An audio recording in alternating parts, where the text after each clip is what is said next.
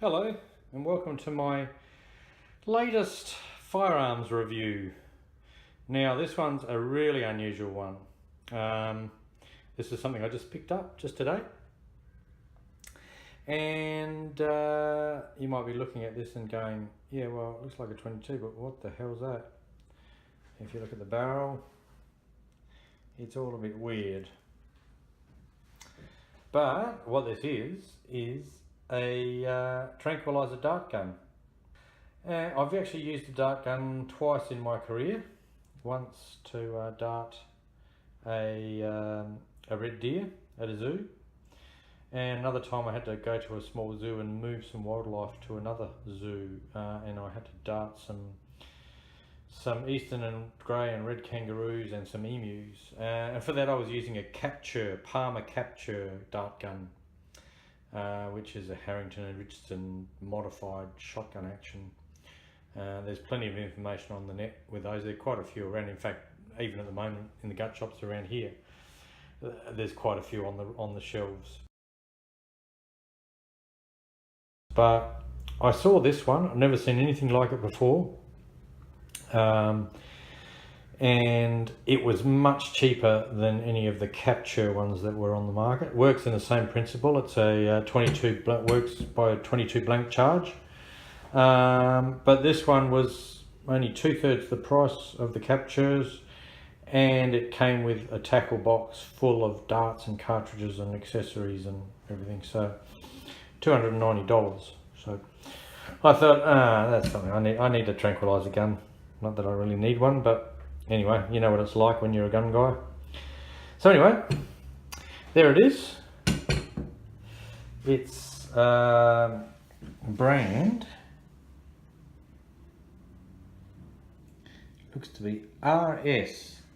Now, if anyone would like to comment on this, I don't know whether RS is actually a firearms company that actually made this 22 rifle and it's a modified 22 rifle, or whether RS is actually the dart gun company who's obviously designed it. I imagine that this is actually a commercial 22 action that they've bought and then converted it all into a dart gun, but I don't know. There's absolutely no information on the net that I could find about these, but if you look at it, it says Model with 2 L's, 900, made in Germany. It's got a proof mark on it there, so I suppose because it's a cartridge fired firearm, according to German law, it probably has to be proofed. I'll have to look up that proof mark. I haven't actually got any German guns myself, I don't think, so I'm not familiar with that one. But yeah, it's got an N, it's got some sort of little triangle, it's actually a pentagon, I think, 5-sided thing, and N, so it's a nitro proof. It's obviously a German nitro proof mark. So yeah, being considered a firearm, it fires an explosive charge, it has to be proofed. But the barrel, I don't think is proofed. I don't think that would be considered to be a pressure bearing vessel, because it's just, as you can see, it's kind of pretty loose. It's funny how it's just like a thing. But anyway, I'll just show you the box of goodies that it came with, and then we'll come back and actually have a closer look at the gun.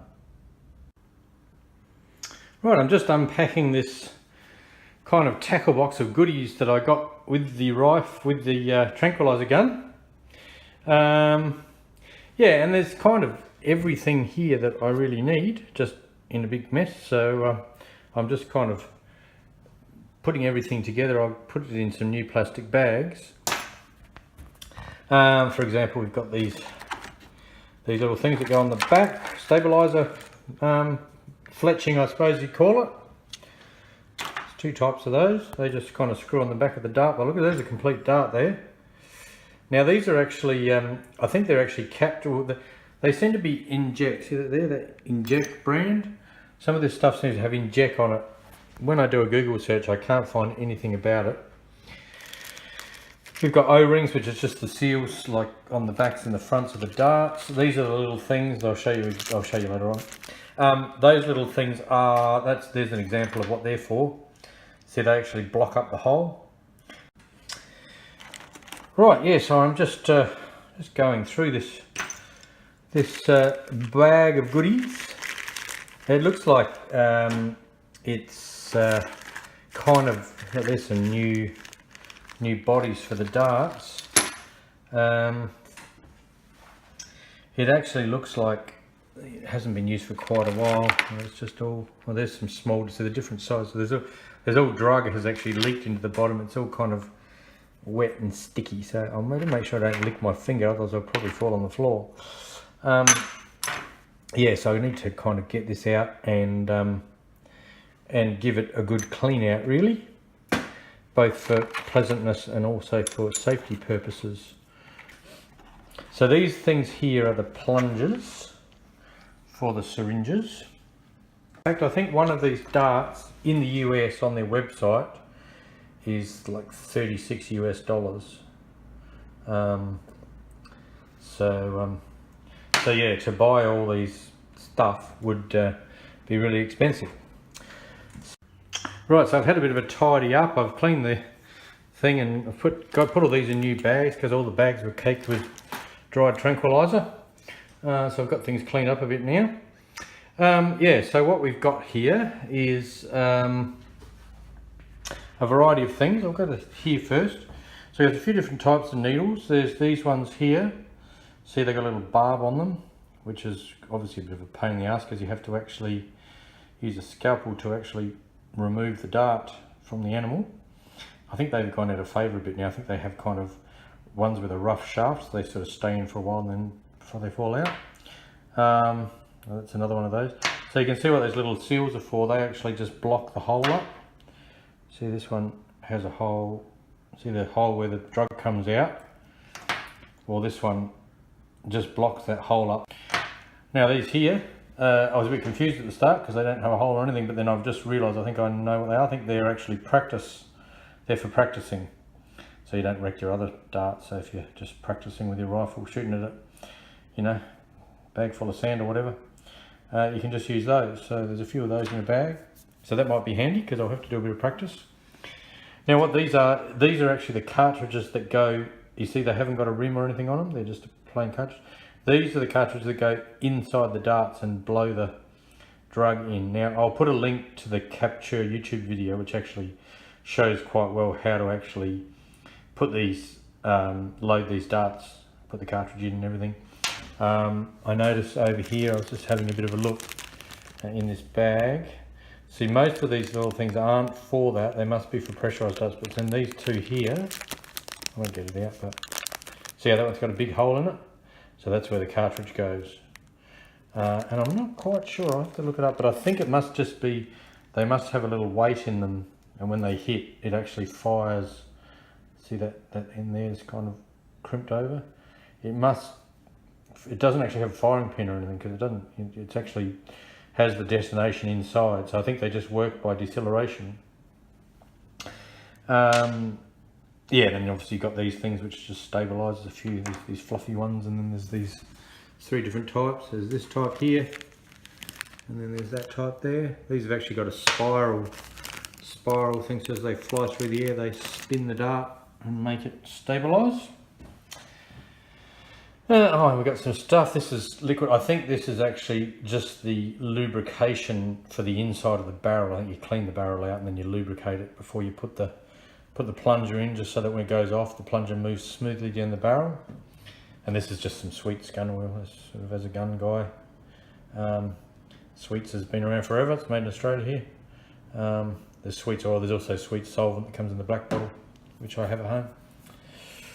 All right. Oh, and there's the cartridges. Now there's two. See, it says high power. There's 2 packets of high powers, and there's a packet of low powers. And it's interesting that these have got a 32 in them. I suspect these are made for the Cap Chur, Palmer Cap Chur. That's the common type. As I said, I've never seen one of these rifles before. Cap Chur is the common type of tranquilizer gun that's around. It's basically a Harrington and Richardson break action sort of shotgun, but it has a 32 gauge rifle barrel with a chamber insert, and the chamber insert has a 22 rimfire chamber in it, which is offset so that the actual centre firing pin hits the rim of the chamber. I'll plug a little photo of a chamber. I've seen, you can get photos of the chamber insert. I'll plug a photo of the chamber insert in the middle of this video to show you how it works. And the Cap Churs. I've used the Cap Churs before, so these are using the same power source. Now, so I seem to have got with this two types of cartridge, blank cartridge, a high power and a low power. And apparently these, I've been reliably informed, all these is nail gun cartridges. And I think nail gun cartridges may come in 3 different powers. I've got to look into that. So yeah, so these are probably the most powerful nail gun cartridges, I would say. So you can see there, so they've got a blue, purpley blue blob on the back. And then there's the low power ones,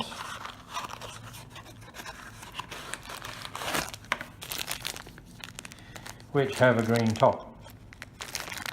But and you'll see the way that they're made. See how they're basically like sort of like a 22 short case, and then they get this slightly reduced diameter. And I think the reason that they're made like that is because the chamber that's cut for that in these sorts of guns and nail guns and everything, you can't actually fit a 22 short or long rifle or any sort of projectile containing 22 cartridge. You could probably put a CB or a BB cap in, but you'd have to be a bit stupid. But yeah, so that's kind of the idiot proofness of it, so people don't actually put proper cartridges in them and blow themselves up. Alright, so the butt end is pretty much a standard Luger 22. There's no brand name on the butt, plastic butt plate, Beechwood stock by the looks of it. So we've just got a screw that holds the action in. I'll show you what that is in a minute. So it's just a sort of standard cock on closing. Oh, it's a bit stiff. Needs a bit of oil, I think. Needs a bit of that sweet oil in it. There we go. Cock on closing, sort of single shot. It's got like a little single shot tray in there that you can put a cartridge in. So yeah, it's just a standard 22 chamber to take the little blanks. Now, but in front, this is where it gets different. Oh well, actually before we go up here, we got a front sight with a hood and a big back sight. Has an adjustable, where are we here? Adjustable leaf sort of thing on the back, screw adjustable. You see the sight's very high because obviously a Tranquilizer dart has a very rainbow trajectory, so you have to have fairly high sight. So, there doesn't seem to be a lot of adjustment in this sight, and that's probably because if you wanted to really become really proficient with this, you wouldn't actually change the sight for different distances. You would change your velocity of your dart. Now you can do that by using different power charges, but then there's another way, which is this thing here, which I'll show you. So anyway, to load this, and mind you, I didn't get to see the instruction manual with this, so when I first got it I was like, what the hell? But I worked it out. If we unscrew this, take that screw out, and then pull this, this is actually like well, the barrel is kind of like almost like a shroud sort of thing. There we go, that comes off. So yeah, it's pretty interesting. I've never seen anything like this before. There we go. I'll have to measure the bore, but it looks about 50 caliber by the looks of it. Smooth bore. It's a bit dirty, but there doesn't seem to be any rust or anything in there. Let's give it a good clean. I've got a 50 caliber muzzle loader, so I've got all the brushes and stuff for it. Right, now if we look at this, we've got this interesting looking thing here. Now, with these sort of blank firing guns, one thing I've realised from reading is they actually, if you use them a lot, you know, if you live in Africa and you're bloody darting stuff all the time, they get very dirty because they don't have, you know, all the force of everything coming out the muzzle and taking all the powder residue out. All the powder residue just, you know, it's fairly low pressure. All the powder residue just ends up kind of in the system. So they tend to have this, now I haven't pulled this apart, but I know the Cap Chur chamber inserts are a similar sort of design. So I'm just trying to work out, so obviously that bit there is designed to come off. And that's solid. So I'm just trying to work out where the actual gas comes out of when the cartridge fires. Alright, I actually managed to find some tools. So I just took out one screw there that holds the action in. Oh, there we are, look at that. There's actually 3 holes sort of underneath the action. So that's actually within that barrel shroud. So yeah, so that makes sense now. I was going to try to take that thing off and have a look down the sort of bore in inverted commas, but my little spanner's too wide to fit those little slots. So I'll have to wait till I get home. I think I've got some tiny little point spanners at home. This will be metric, obviously, being German. So I'll take that apart and give it a good clean out. But anyway, it's very greasy, this. I might give it a good degrease and just use some gun oil. It's all covered in grease, that section there. Alright, so I put it back in the stock. This little thing just screws in. Interestingly enough, there's no knurling on that. There's no slot. It's obviously not made to be put in very tight, just to kind of hold the barrel in place. And as you can see, the barrel's actually quite thin metal, and it's just kind of loose. But this not being a precision firearm of any type, it probably doesn't matter. Now you might be wondering what this here is, and I've sort of, well, I did see reference to whether they were talking about this specific gun. I saw a reference on the net. Someone in a forum said that they had a bolt action dart gun based on the Marlin 25 action, so I don't know whether this is or not, with a gas regulation. And this is obviously what this is.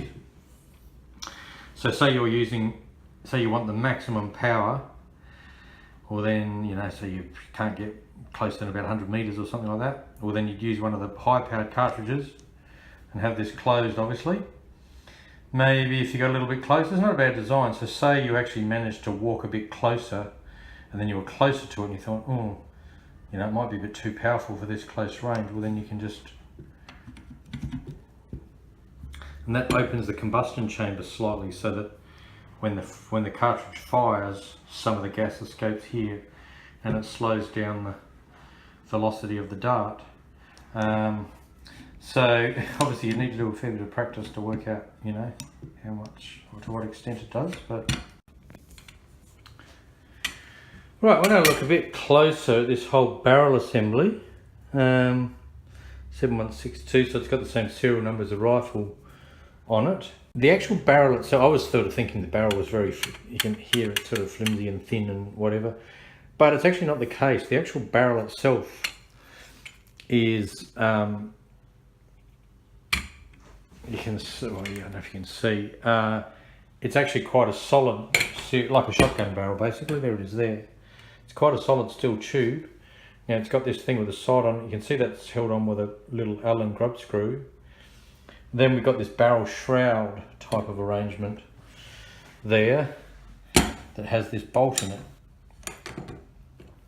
And the bolt obviously goes around. Oh, now I can see. Now I can see. Yes, I don't know if you can actually see that. I'll put this so it's shining on the white thing. Yeah, it wasn't very successful in managing to film that, but you might be able to see it just there. Yeah, that's not too bad. See, about a few inches down, there's a couple of rows of holes. So they obviously vent gas from the barrel into the interior of this barrel shroud, you know, and the pressure is continuing to push the dart out. You know, this is all a bit loose, so you're always going to get some gas leakage out of this here, but then if you kind of open this up, it actually hastens the leakage of gas out, reduces the pressure and reduces the velocity of the dart. So yeah, and it sort of looks like I'll wait till I get home where I've got some decent Allen keys, but there's sort of 2 grub screws. So there's 2 or 1 at the back. There's only 1 at the back. There's 1 there which is a bit loose. I might actually make up a brass shim for that, or even I might even be able to find a copper washer or something that's the right size. Just to get rid of that, you can see there's that, it's sort of worn. You can see where the grub screw hole is. It's a bit worn. But yeah, it looks to me like if you take those 2 grub screws out, that whole front sight thing will slide off the front, and then you'll then be able to slide the whole barrel shroud and obviously clean the powder residue and everything out of it. So yeah, so there it is. It's pretty interesting, really. So what I'm going to obviously have to do is I'll take this home and give it a good clean up and oil. But I'm going to have to have a chance to go out somewhere safe, preferably somewhere that hasn't got very long grass so we don't lose the darts, and do a bit of practice with different cartridges, or the 2 different types of cartridges. I might even get some, apparently there's 3, I was talking to someone, there's 3 different types of nail gun cartridges, so I might buy some more, so I've got plenty. And you know, make up a practice syringe, maybe even get the chronograph out and do a bit of practice. Sounds like quite a fun but time consuming thing, so I don't know when I'm going to do it, but if and when I do, I'll film it and I'll put it up as a separate video. So anyway, thanks for watching.